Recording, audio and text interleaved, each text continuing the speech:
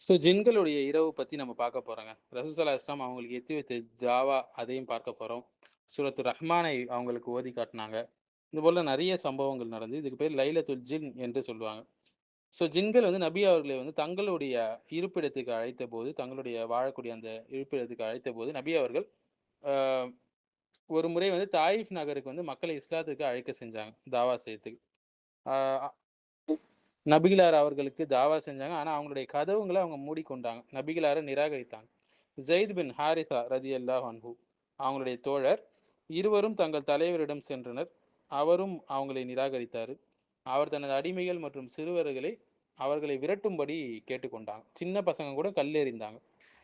நபிகளாரின் காலில் ரத்தம் வழிந்து ஓடியது. கல்லால் அடித்தார்கள். இந்த அளவுக்கு புறக்கணிச்சாங்க. நபிகளார் ரொம்பவே சிரமப்பட்ட ஒரு நாள் என்று சொன்னால், அந்த தாயிஃபுடைய தாவா இந்த பயணம் தான்.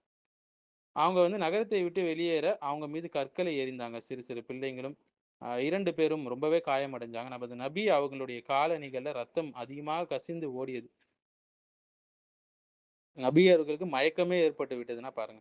நான் நபி ஸல்லல்லாஹு அலைஹி வஸல்லம் அவங்களை கிராமத்தை விட்டு வெளியேறுவதற்கு உதவுனேன். நாங்கள் ஒரு மரத்தடியில ஓய்வெடுத்தோம் என்று ஸைத் ரலியல்லாஹு அன்ஹு அவங்க சொல்றாங்க. பின்னர் வந்து 2 பேரும் மக்காவுக்கு திரும்புனாங்க. வழியில வச்சே நக்லா எனக்கூடிய பகுதியில நபி அவர்கள் தஹஜ்ஜுத் தொழுவதற்காக எழுந்து குர்ஆனை ஓதுனாங்க. அந்த காலத்துல ஜின்கள் வந்து வானத்தை தாண்டி சென்று மலக்குமார்களுடைய உரையாடல்களை கேட்க முடியாது என்பதை கவனித்தாங்க.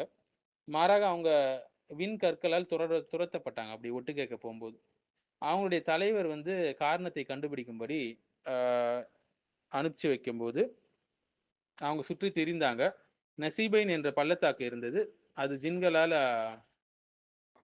ஜின்கள் வந்து அந்த இடத்தை கடந்து சென்றபோது, நபிகளார் ஓதுவதை கேட்டாங்க. அந்த குழு வந்து நமது நபி அவங்களுடைய அழகான ஓதலை கேட்டு மயங்கினாங்க. அதில இருக்கக்கூடிய சத்தியத்தை புரிந்து கொண்டார்கள். நமது நபி அவர்களுக்கு தெரியாமல் அந்த ஜின்கள் குழு வந்து இஸ்லாத்தை ஏற்றுக்கொண்டது. அப்பதான் சூரத்து ஜின் னுடைய மேற்கண்ட வசனங்கள் வந்து வெளிப்பட்டுச்சு. கவனிக்க வேண்டிய விஷயம் என்னன்னா, இங்க தாயிஃப் நகர மனிதர்கள் அல்லாஹ்வுடைய செய்தியை நிராகரித்தாங்க. ஆனா ஜின்கள் அதை ஏற்றுக்கொண்டாங்க. அல்லாஹ் உண்மையிலேயே வந்து விசுவாசிகளுடைய முயற்சியை ஒருபோதும் வீணாக்க மாட்டான். நபிகளாருக்கு ஒரு கன்வின்ஸாகவும் உள்ளத்துக்கு ஒரு ஆறுதலாகவும் இது இருந்தது. ஒருமுறை நபி அவர்கள் தனது தோழர்களுடன் அமர்ந்திருந்தாங்க. அ இயற்கையுடைய அழைப்பை ஏற்று அ செல்ல வேண்டிய இது இருந்தது அவங்களுக்கு அப்போ. அப்போ வந்து சிறிது தூரம் சென்ற பிறகு நபிகளார் நீண்ட நேரமாக திரும்பல. தன்னுடைய இயற்கை தேவைய முடிச்சுட்டு. அவங்க நபிகளார் இப்படி காணாமல் போனதை குறித்து நபி தோழர்கள் ரொம்பவே கவலைப்பட்டாங்க. அங்கும் இங்குமாக தேடினார்கள். ஆ அவங்க கடத்தப்பட்டு விட்டார்களோ எதிரிகளால் அப்படின்னு சொல்லி அஞ்சினாங்க. இரவு முழுவதும் தேடினாங்க. காலையில நபி அவங்க வந்து தூரமா ஒரு இடத்துல இருந்து திரும்பி வந்து நடந்து கொண்டு வந்து கொண்டிருக்கிறார்கள். தோழர்கள் என்னாச்சு, என்னாச்சுன்னு சொல்லி விசாரிச்சாங்க. அப்போ வந்து அந்த மலையின் மேல் ஜின்களுடைய ஒரு குழு என்னை அழைத்தது. அவங்க இஸ்லாத்தை தழுவி என்னிடமிருந்து இஸ்லாத்தை வந்து கற்றுக்கொள்ள விரும்புனாங்க. அவங்களுக்கு கற்பிக்க எனக்கு இரவு முழுவதும் சரியாக இருந்தது. இந்த இரவை லைலத்துல் ஜின் என்று அழைப்பார்கள் உலமாக்கள்.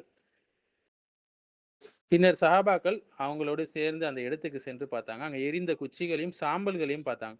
இது அன்றிரவு உணவு சமைக்கப்பட்டதை குறிக்கிறது. எனவே நபி அவர்கள் ஜின்களுக்கும் அனுப்பப்பட்டார்கள் என்பது இந்த விஷயத்திலிருந்து நமக்கு தெரியுது.